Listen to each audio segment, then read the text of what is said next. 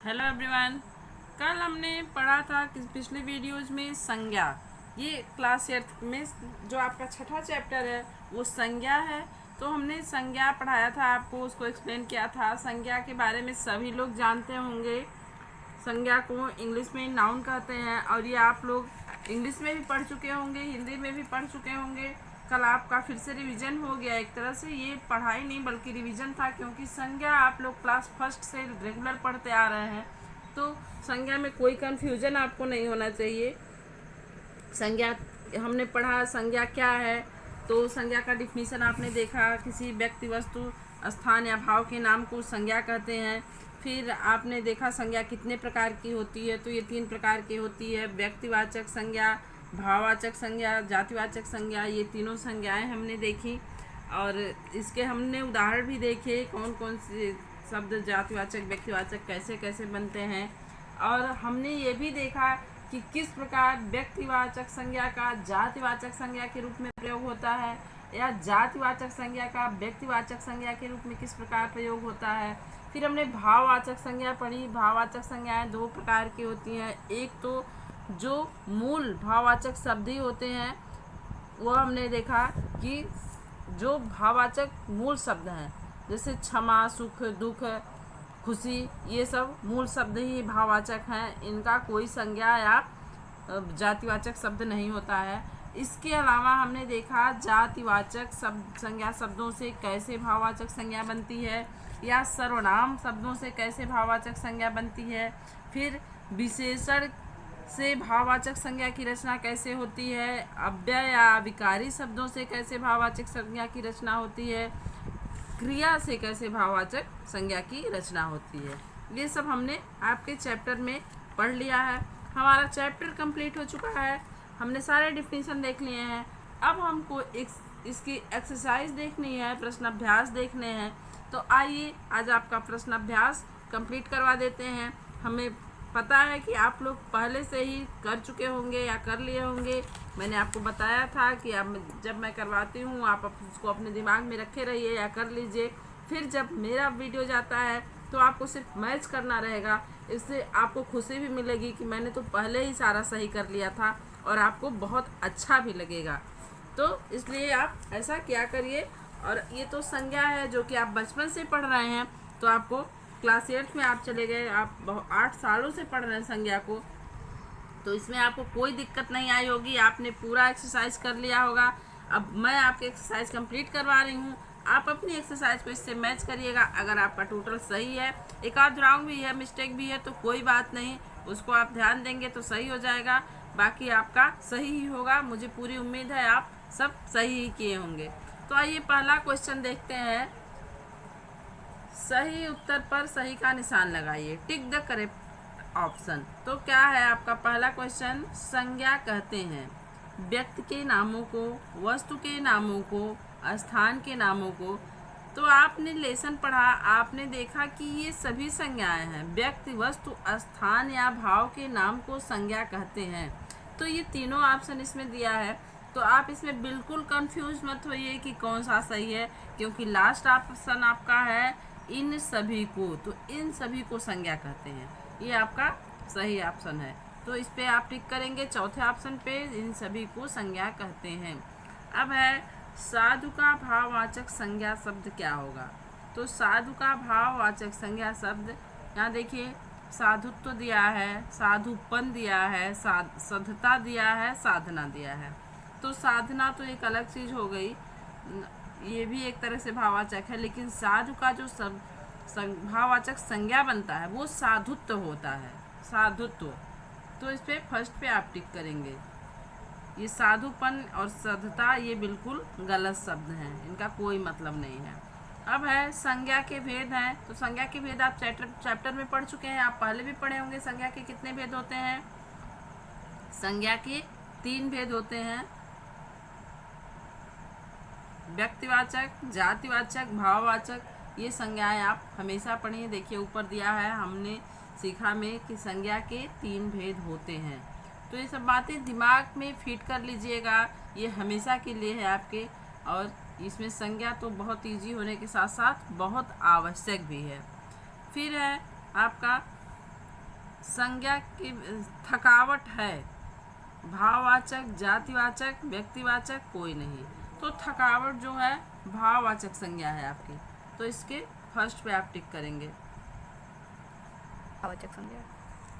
तो ये हो गया आपका थकावट भाववाचक संज्ञा है। अब आपका सेकेंड क्वेश्चन है, नीचे लिखी संज्ञाओं को सही जगह पर लिखिए। अब नीचे कुछ संज्ञाएं दी गई हैं आपको और 3 कॉलम बने हैं। व्यक्तिवाचक संज्ञा क्या है, जातिवाचक संज्ञा, भाववाचक संज्ञा। इनमें से आपको जो शब्द जिस कॉलम के होंगे उसमें प्रॉपर तरीके से रखना है। जैसे जो शब्द व्यक्तिवाचक संज्ञा का है उसको व्यक्तिवाचक में लिखेंगे, जो संज्ञा शब्द भाववाचक संज्ञा शब्द का है उसको भाववाचक में लिखेंगे, जो शब्द जातिवाचक संज्ञा में आते हैं उनको जातिवाचक संज्ञा में लिखेंगे। तो आइए स्टार्ट करते हैं। कविता है पहला आपका, तो ये कविता आप लिखेंगे व्यक्तिवाचक संज्ञा में।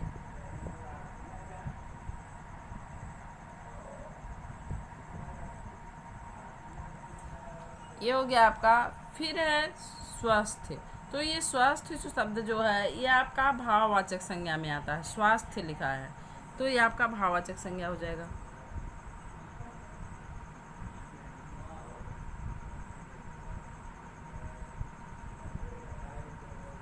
ये देखिए स्वास्थ्य हो गया आपका। तो अब आपका जो नेक्स्ट है मोहन शब्द है, तो ये आप जानते हैं कि पर्टिकुलर नेम होता है किसी व्यक्ति का, तो इसको आप व्यक्तिवाचक संज्ञा में लिखेंगे।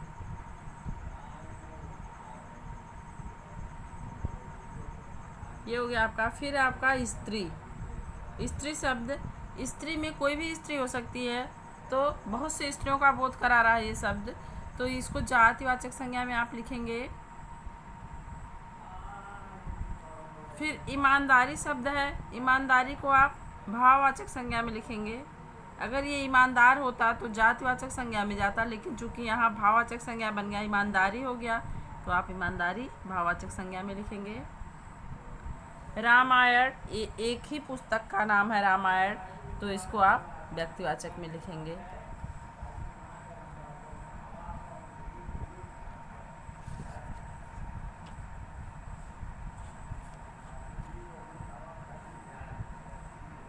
फिर है आपका स्वत्व, तो ये भी एक स्व से बना हुआ भाववाचक संज्ञा है।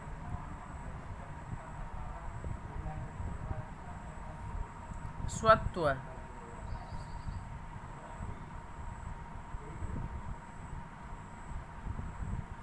तो ये स्वत्व हो गया आपका भाववाचक संज्ञा। फिर साहस है, ये भी भाववाचक संज्ञा ही है।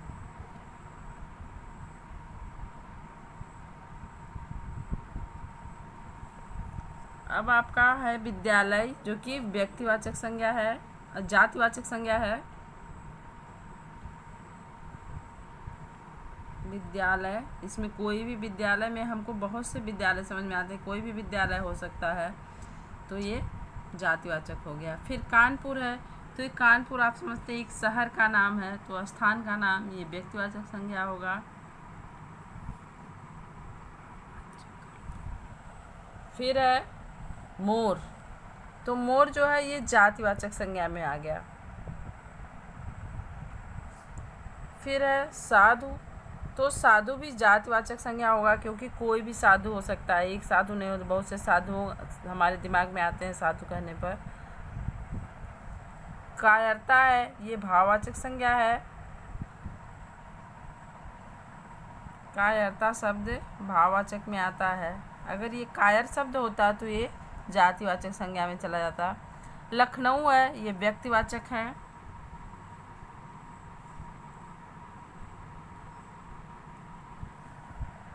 फिर है आपका निकटता, ये भाववाचक संज्ञा है।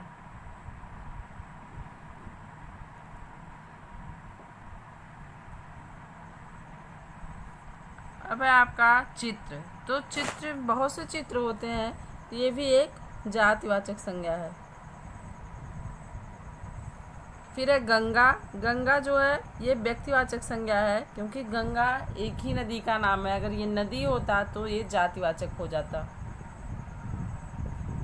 गंगा, यमुना, ये सब व्यक्तिवाचक संज्ञाएं हैं। फिर है आपका बालक, तो बालक जो है ये जातिवाचक संज्ञा है, क्योंकि बालक कोई भी बालक हो सकता है। बालक कहने पे हमें बहुत से बालक समझ में आते हैं। तो ये हो गया आपका संज्ञाओं को सही स्थान पर लिखना। अब है आपका तीसरा क्वेश्चन, नीचे दिए शब्दों को भाववाचक संज्ञा बनाइए। अब यहाँ कुछ शब्द दिए हुए हैं आपको, जो कि विशेषण शब्द हैं या स्थानवाची शब्द हैं, इनको आपको भाववाचक संज्ञा में परिवर्तित करना है। तो ये आपका पहला शब्द है अच्छा, तो इससे भाववाचक संज्ञा बनेगी अच्छाई।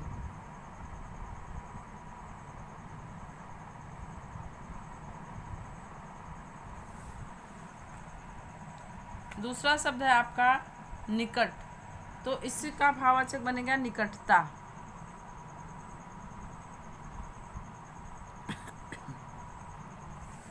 फिर है लिखना, तो लिखना का लिखाई या लिखावट बन सकता है आपका, लिखाई यहाँ पे लिखेंगे। फिर है सज्जनता, तो ये तो अपने आप में स्वयं एक यहाँ सज्जन का हमें लगता है, हमें प्रिंट हुआ है और सज्जनता लिखा गया है, तो सज्जनता ही भाववाचक है।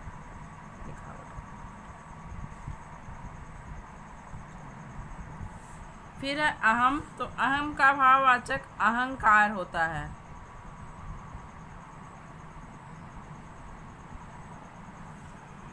अब है आपका उड़ना, तो इसका भाववाचक होगा उड़ान।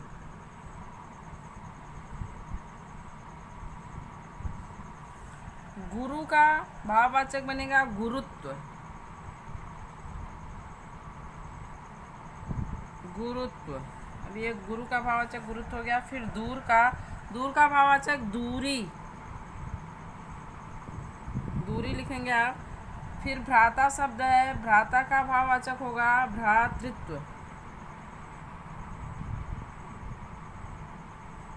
जैसे आप मातृत्व लिखते हैं उसी तरीके से लिखना है भ्रातृत्व।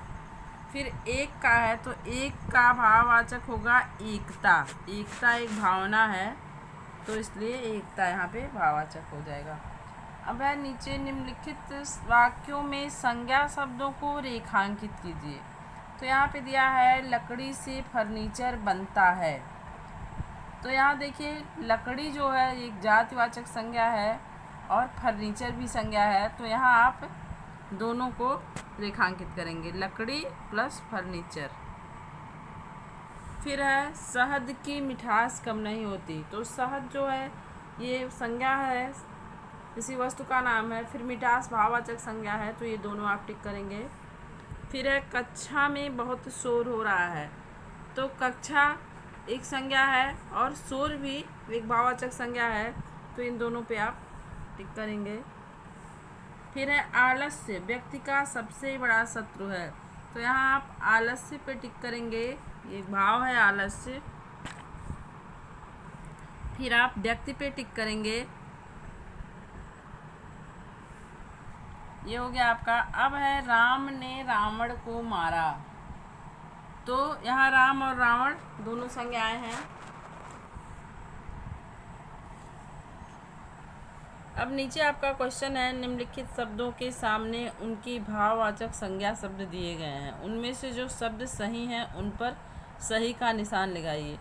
देखिए जो शब्द है, कोई संज्ञा शब्द दिया गया है या कोई भी शब्द है, तो उसके आगे 3 ऑप्शन दिए हुए हैं, उसमें कौन सा उस शब्द का सही भाववाचक है वो आपको लिखना है। तो पहला आपका शब्द है मिठाई, तो मिठाई का जो होता है मीठा, ये नहीं बनता है, सही है। मीठापन ये भी नहीं सही है। मिठास जो है ये सही भाववाचक है मिठाई का, तो ये हो गया। दूसरा है आपका आत्मा, तो आत्मा का आत्मा ये नहीं सही है। आपा ये भी नहीं सही है। आत्मीयता ये भाववाचक संज्ञा है शुद्ध रूप से, यहाँ पे लिखिए आत्मीयता। दूसरा है आपका एक, एकता, एकापन, एक, तो इसका एकता सही भाववाचक होगा, एकता। फिर है करना, करना का काम, करनी, काज, ये 3 शब्द दिए हैं, इसमें आपका ऑप्शन सेकंड सही है, करनी।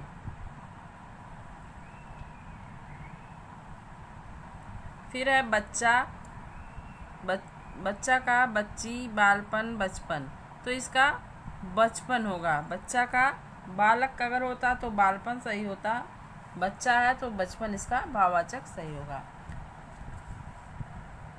अब आपको क्वेश्चन आंसर करने हैं। निम्नलिखित प्रश्नों के उत्तर दीजिए। ये 4 क्वेश्चन हैं आपके, और आप जानते हैं आपको क्वेश्चन आंसर कॉपी में करने होते हैं, तो इसको आप अपनी कॉपी में लिखिएगा। तो आइए देखते हैं पहला क्वेश्चन, संज्ञा की परिभाषा दीजिए। तो संज्ञा की परिभाषा आपको बुक में ही मिल जाएगी। यहाँ देखिए, किसी वस्तु, स्थान, प्राणी या भाव के नाम को संज्ञा कहते हैं। बस ये छोटा सा आंसर है आपका फर्स्ट क्वेश्चन का, तो यही आपका फर्स्ट आंसर है। इसको कॉपी में करिएगा, प्लस जो है चैप्टर नंबर और चैप्टर नेम ये ज़रूर डालिएगा। चैप्टर नंबर और चैप्टर नेम, यानी चैप्टर नंबर 6, अध्याय 6, और उसके बाद लिखिएगा संज्ञा। उसके बाद ये क्वेश्चन आंसर करिएगा। तो ठीक है, अगला क्वेश्चन देखते हैं। संज्ञा के कितने भेद होते हैं? प्रत्येक के 2-2 उदाहरण दीजिए। तो संज्ञा के भेद आप जानते हैं, फिर भी आप देख लीजिए। यहाँ देखिए, संज्ञा के 3 भेद हैं। संज्ञा के भेद ऊपर मोटे हेडिंग है, फिर लिखा है संज्ञा के 3 भेद हैं: व्यक्तिवाचक संज्ञा, जातिवाचक संज्ञा, भाववाचक संज्ञा। अब आपको इन तीनों को लिखने के बाद इनके 2-2 एग्जाम्पल आपको देने हैं। तो आप संज्ञा शब्द के व्यक्तिवाचक संज्ञा के 2 एग्जाम्पल लेंगे। व्यक्तिवाचक संज्ञा से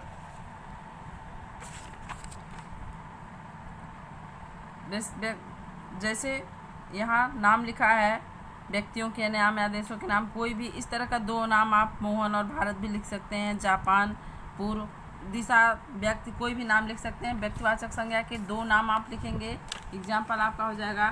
फिर आप जातिवाचक संज्ञा से 2 एग्जाम्पल लेंगे। जैसे वस्तु से आप मेज लिख लेंगे, प्राणी से मनुष्य लिख लेंगे।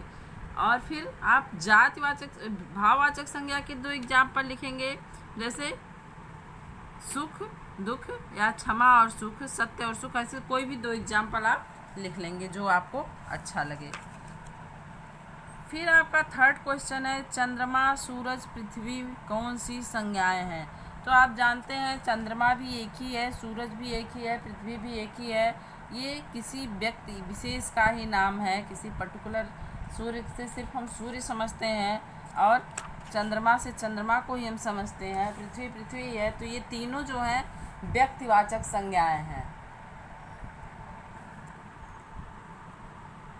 इन तीनों का आप आंसर यही लिखेंगे, चंद्रमा, सूरज, पृथ्वी तीनों व्यक्तिवाचक संज्ञाएं हैं।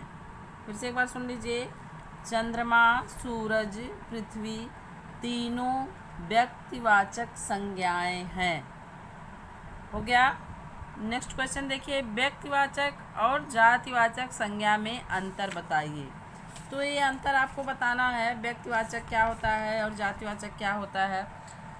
तो आप इसके डिफिनीशन से ही इसका अंतर निकालेंगे। व्यक्तिवाचक संज्ञाएं वो होती हैं जो जिस संज्ञा शब्द में किसी एक व्यक्ति, वस्तु या स्थान का बोध होता है, वो व्यक्तिवाचक होती हैं। जबकि जातिवाचक संज्ञा में एक ही प्रकार के बहुत से प्राणी, वस्तु या स्थानों का बोध होता है। यही आप अंतर लिखेंगे। व्यक्तिवाचक संज्ञा जो होता है, देखिए यहाँ डिफिनीशन से आप देखेंगे, किसी एक व्यक्ति, वस्तु या स्थान के नाम का बोध कराता है। ऐसे लिखेंगे, व्यक्तिवाचक संज्ञा किसी एक व्यक्ति, वस्तु या स्थान के नाम का बोध कराता है। जबकि जातिवाचक संज्ञा में एक ही प्रकार के बहुत से प्राणियों, वस्तुओं व स्थानों का बोध होता है। पहले आप हेडिंग में लिखेंगे व्यक्तिवाचक और जातिवाचक संज्ञा में अंतर। उसके बाद इस तरह से आप लिखेंगे, व्यक्तिवाचक संज्ञा में किसी एक ही व्यक्ति, वस्तु या स्थान का बोध होता है। जबकि जातिवाचक संज्ञा में बहुत से व्यक्ति, एक ही प्रकार के बहुत से प्राणियों, वस्तुओं और स्थानों का बोध होता है। तो ये आपका एक्सरसाइज कंप्लीट हो गया। इसको जो एक्सरसाइज आपको बुक में करनी है बाकी जो आपका बचता है प्रश्न उत्तर, इसको कॉपी में करिएगा और ये आपका चैप्टर यही कंप्लीट होता है। Thank you, have a great day.